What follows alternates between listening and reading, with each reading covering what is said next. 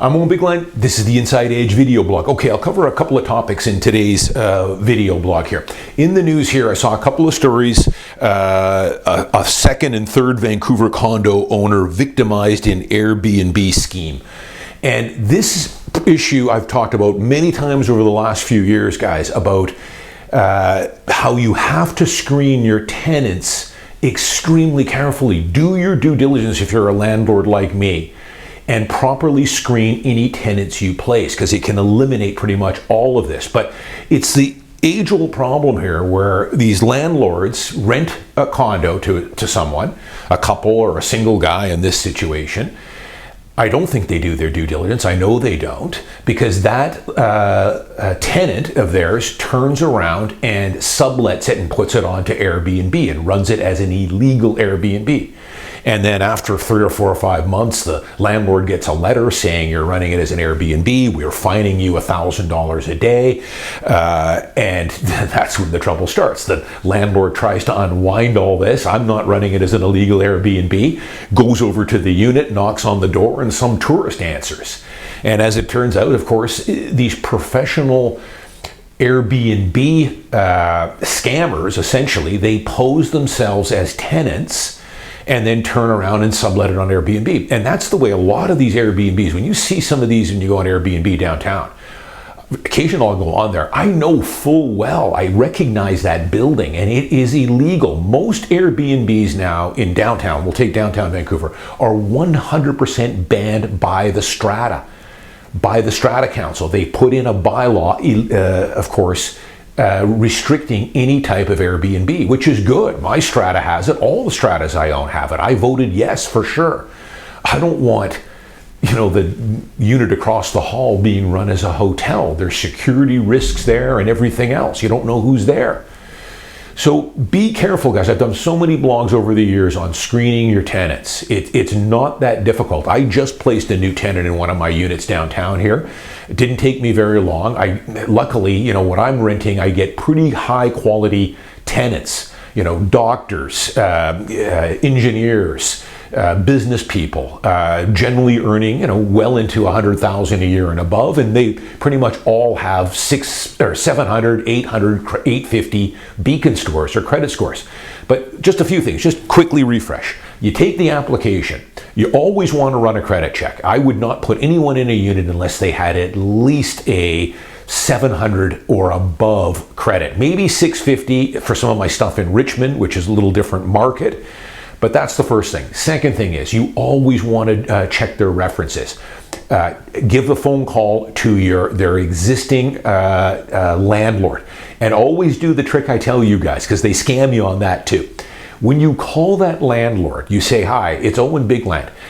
I have a prospective tenant here, John Smith, that's looking to rent an apartment from you, and he says that you are his current landlord. Is that correct?" Yes. What address is that again that he's renting from you?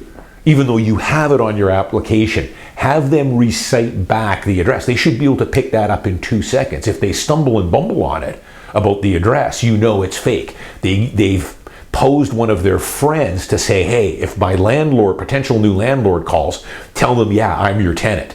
So hit them with that address, have them recite that back to you. And if there's any hesitation there, or they're stumbling and bumbling about the address of their own rental property, then it's fake. Always as well check their employer. If they work for Lululemon or whatever, they'll list an employer, the name of their supervisor or whatever. Always Google that name to see if that does match up with their employer, and then call that employer and make sure they work there. So those are little things that take 10 minutes. And also, of course, do a Google search on the potential tenant. You should bring up lots of good stuff on them with the day of the internet now. So those little things take 10 or 15 minutes and can go a long way. But credit checks and check references for sure. You can eliminate a lot of this stuff because it's been going on for a long time. Most of these Airbnbs you see downtown are this exact situation. They're not allowed. It's the tenant that is subleasing it out part-time or here and there to make a little extra money on Airbnb, which is illegal. And some of these ones, they're cloning fobs and all kinds of terrible stuff. So be careful. Second thing, Article that I just picked up here, the October 10th Business in Vancouver, talking about why some experts say that the stars are aligning for first-time buyers in BC. Yeah, I agree. I've done quite a few blogs on some of the product I've sold recently, some of the stuff that I've currently got listed that I've maybe reduced once or twice that are 50, 60, 100,000 below what these units were selling at a couple of years ago or 3 or 4 years ago, depending on the price point. I've got a luxury condo in Cole Harbour right now that is priced probably with the reno that my guy did, 400,000 below what he bought and did the reno for 5 years ago. Some pretty good values out there right now. And that's what these articles are starting to say, that, hey, you know, there's no bidding wars. Interest rates are extremely favorable. Guys, my variable rates right now are down to 3.8%. We just had that quarter point drop. That's down from 6.3 a year and a half ago. And I think we're probably going to get one more quarter point drop later this fall and probably one more early next year. So that's going to take the variable down to, let's call it 3.2%. That is incredible, guys. That is ultra low interest rates. If you're an old guy like me, you'll know that. I told you guys, you know, some of my first mortgages were at 13, 14%. I remember when my mortgages dipped into single digits at 8.5 or 9, I thought this is a dreamland. Now here we are currently at 3.8 and still going down. But it interviewed some people. They interviewed a young first-time buyer who had been renting in Vancouver here for the last 5 years. You know, she said she had been renting since she arrived in Canada 5 years ago, but she did the math and determined that a mortgage would be comparable. Well, good for her. It's like the vlog I did. Do the math, guys. If you do the math, this young woman, you can buy good partially renoed units in Richmond on SkyTrain for $380, $390. I've got a renoed one as we speak. It might be sold by the time this airs, for currently listed for $425, fully renoed 8 years ago.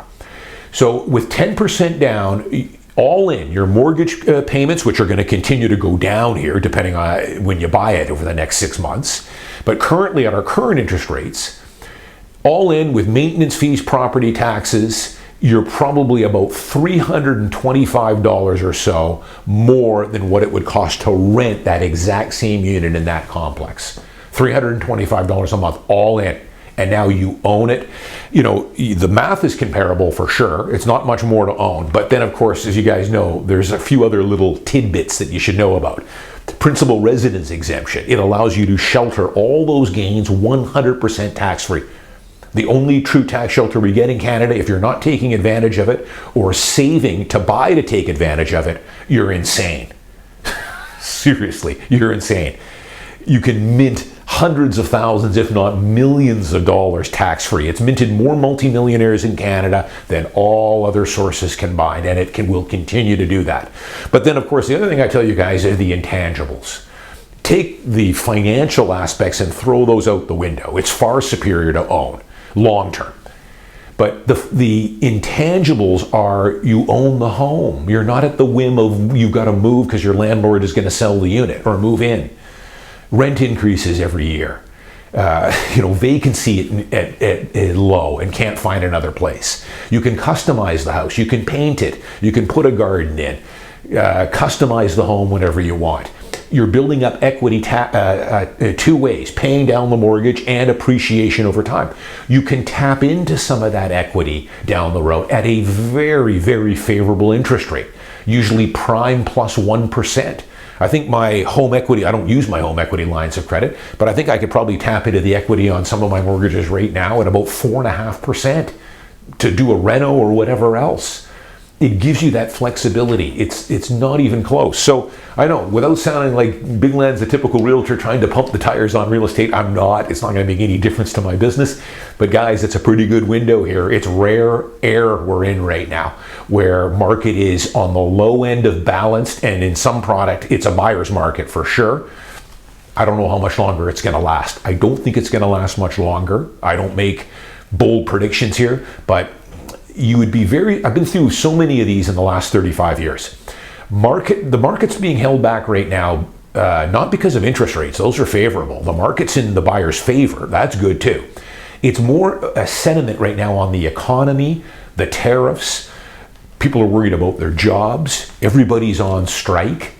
That's what's kind of putting a damper on the market. But that will turn. It always does. I've been through many of these over the last 3 decades. And you'd be surprised at how quickly sentiment can change. We get a couple more interest rate cuts here, and by next spring, tariff threats is settled. Strikes people are back working. They've settled some of these strikes. Watch out. You go from 1 offer on that condo to 3 offers, and now the prices start to go up again. You'll see. Turns on a dime.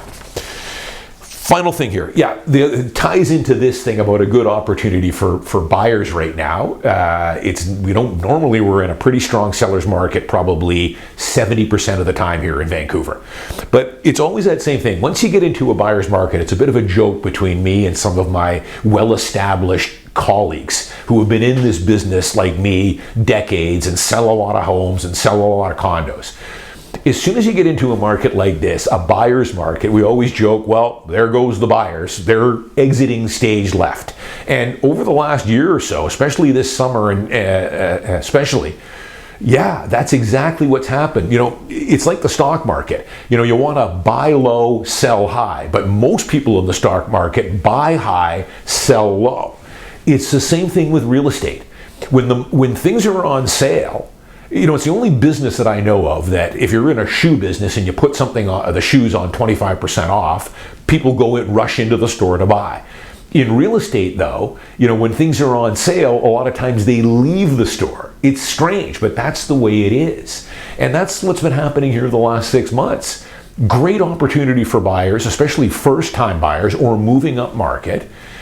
Sure, what you maybe don't get on the selling price on your current 2-bed, you'll more than make up for if you're moving up to a duplex or a detached house, and then some. So good time to be a buyer. But it's the same old thing, when the dark clouds start forming and you go onto these quacks on YouTube that are telling you that the market's in free fall and it's crashing and everyone's losing their heads and we're all gonna go bankrupt, which isn't true. They're colluding the pre-sale market, which is a mess, and newly built condos, newly completed, which are overpriced, with the tangible market, and they're not the same market. But, things go on sale and they leave the store. And, the buyers, and it's true with my business. I sell, you guys know, a lot of homes every year, top producer, and I've been through many of these. When there's good buying opportunities, I'm still working with, buyers, lots of buyers, but what's disappeared are my first-time buyers. I haven't had many of those for the last year, when normally I work with half a dozen or more. Who is my buyers now? It's always the same. They're a little bit older. They've been around the block a few times. They're experienced real estate buyers because they know that these windows don't come around all that often. When they do, they say to themselves, well, I like to buy a house when I can negotiate it, grind down an offer, and I'm not in competition, as opposed to being in a hot market where it's me and 8 other parties, and I have to offer over asking, subject free. Those aren't fun. And I'm in the same boat. I like to buy in markets like now, as opposed to white hot sellers markets, but it's the reverse here. Buyers come out in droves when we're in a seller's market, and many of them, except for the experienced ones, leave the store when we're in a buyer's market. It's nuts, but that's the way it is. The same thing plays out in the stock market. Back coming out of COVID, interest rates spiked up. Everyone sold their stocks at a low after the sell-off and put it into fixed income because they could earn 4.5%, 5%.